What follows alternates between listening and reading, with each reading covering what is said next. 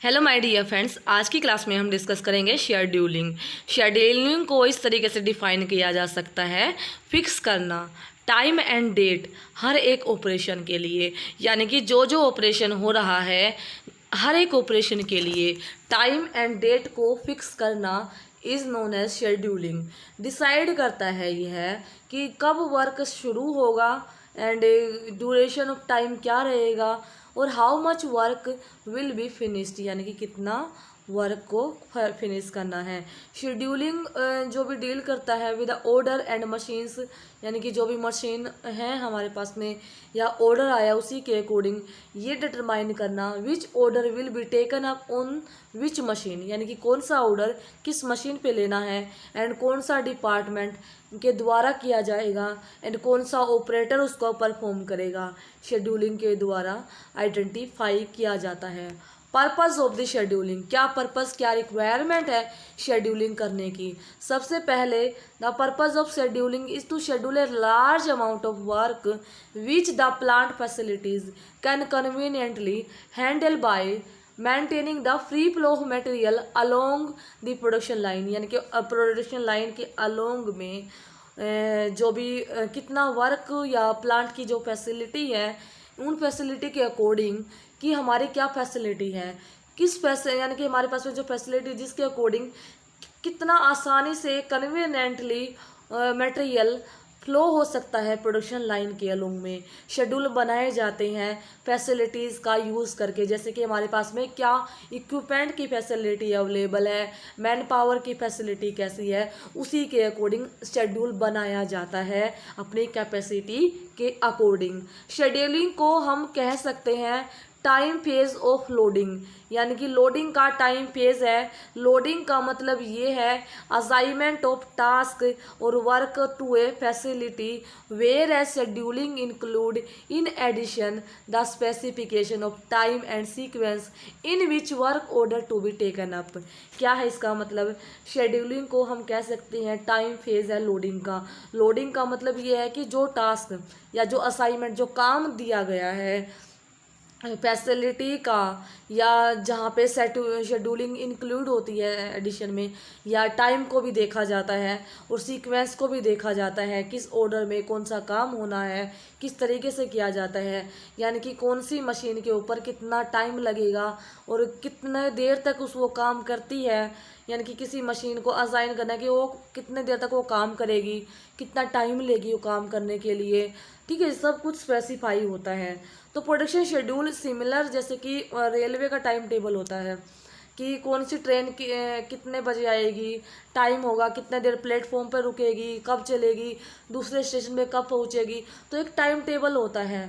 इसी तरीके से शेड्यूलिंग में या जो भी प्लांट है जब भी होता है तो उसमें हर एक मशीन का टाइम होता है, या जो भी जॉब आई हर एक ऑपरेशन का प्रॉपर टाइम होगा कि पर्टिकुलर मशीन पे पर्टिकुलर ऑपरेशन के लिए कितना टाइम रहेगा, कितनी देर तक वो मशीन काम करेगी, तो कितना देर तक वो खाली रहेगी। इस तरीके से यानी कि जब भी शेड्यूलिंग के द्वारा जो भी हमारे पास में कैपेसिटी है, इक्विपमेंट्स है, मैन पावर है या जो मशीन्स अवेलेबल है उसी के अकॉर्डिंग हम शेड्यूलिंग बनाने के बाद ये आइडेंटिफाई कर पाएंगे कि किस ऑपरेशन के लिए कितना टाइम लगेगा। उसी के अकॉर्डिंग जो डिलीवरी डेट्स होती हैं कि पर्टिकुलर इतने नंबर प्रोडक्ट बनाने के लिए हमें इतना टाइम चाहिएगा, तो एक्यूरेट टारगेट डेट को भी आइडेंटिफाई करने के लिए ऑपरेशंस की कब हमें फिनिश डेट को आइडेंटिफाई करने के लिए भी शेड्यूलिंग करी जाती है।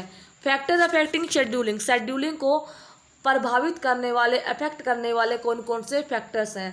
पहला एक्सटर्नल फैक्टर, एक्सटर्नल फैक्टर में आ जाए कस्टमर डिमांड्स, जो बाहरी फैक्टर हैं जो ऑर्गेनाइजेशन के अंदर नहीं बाहर से आते हैं, कस्टमर की डिमांड है, क्योंकि हमारा शेड्यूल कुछ है हमारी कैपेसिटी के अकॉर्डिंग होगा, बट कस्टमर की डिमांड जो है वो हमारे ऊपर डिपेंड नहीं है, उनकी डिमांड कम ज़्यादा हो सकती है, तो कस्टमर की डिमांड कभी ज़्यादा कभी कम या किस तरीके से फ्लक्चुएट होती हैं डिपेंड करता है, ये हमारे अंदर नहीं है। कस्टमर डिलीवरी डेट्स, कस्टमर की जो चाहत होगी, जो रिक्वायरमेंट होगी, उसी को ही डिलीवरी मांगेगा। हमारी शेड्यूलिंग को के अकॉर्डिंग हमें, मतलब कि अपनी कैपेसिटी के अकॉर्डिंग हमें हो सकता है कुछ चेंजेस करने पड़े।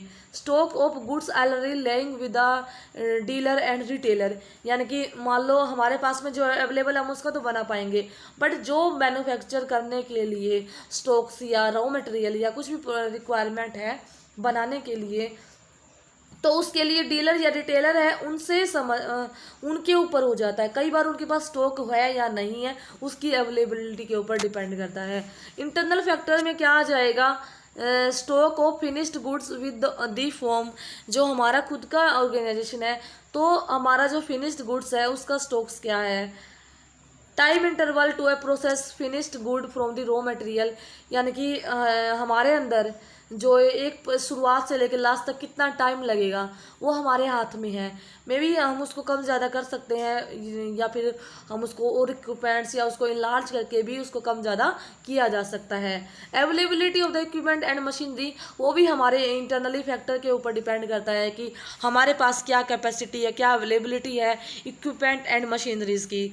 Availability of material and quantity and specification, यानी कि मटेरियल की अवेलेबिलिटी क्या है, क्वांटिटी जो भी है उसकी स्पेसिफिकेशन की अवेलेबिलिटी क्या है, इसके ऊपर डिपेंड करता है। देन मैन पावर की अवेलेबिलिटी कैसी है हमारे अंदर, हमारे ऑर्गेनाइजेशन के अंदर। एडिशनल मैन्युफैक्चरिंग फैसिलिटी, अगर रिक्वायरमेंट आती है तो कुछ एडिशनल फैसिलिटी है, क्या वो है या फिर नहीं है। Feasibility of economic production run, यानी कि इकोनॉमिक वे से अगर प्रोडक्शन चलाना है तो वो उसकी फीजिबिलिटी कैसी, कितना वो उसके फेवर में है, उसकी कितना फीजिएबल है इकोनॉमिकल प्रोडक्शन रन के अकॉर्डिंग।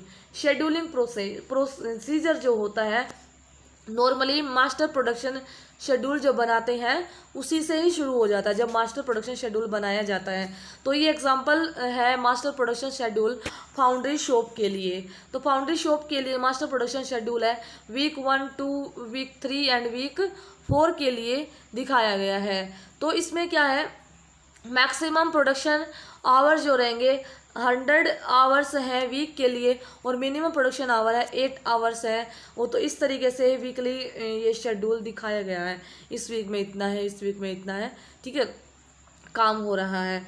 तो मास्टर प्रोडक्शन जो शेड्यूल है ये दिखाता है जो सेंट्रल ऑफिस है वो कैसे इन्फॉर्मेशन है वो प्रोसेस करेगा ऑर्डर्स के अबाउट में। जो भी हमारे पास में ऑर्डर आया कस्टमर से तो उसकी कुछ और इन्फॉर्मेशन होती है, तो वही दिखाता मास्टर शेड्यूल जो यानी कि जो ऑर्डर आया है उसकी इन्फॉर्मेशन को शो करता है। मास्टर शेड्यूल यानी कि वीकली ब्रेकडाउन ऑपरेशन के लिए, रिक्वायरमेंट के लिए दिखाया गया फाउंड्री शॉप के लिए, ठीक है। जैसे ऑर्डर आया उसी ऑर्डर की डिलीवरी डेट या उसकी प्रायोरिटीज़ के अकॉर्डिंग मार्क किया जाता है मास्टर शेड्यूल में। जब भी शॉप की कैपेसिटी फुल होती है, मान लो आज वीक है, इस वीक में प्रेजेंट वीक में कैपेसिटी हमारी फुल है, the newly acquired order is carried over the next week as shown.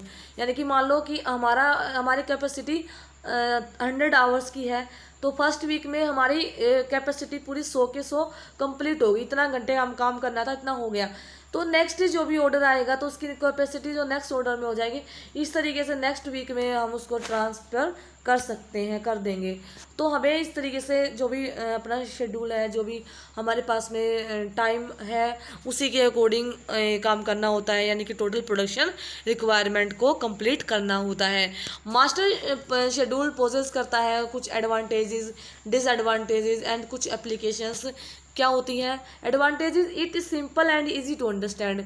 जब भी ऑर्डर आया सिंपली ये बताना है कि हम कितना काम करेगा, एक मोटा मोटा एक आइडिया होता है ना, वही दिखाता है ये।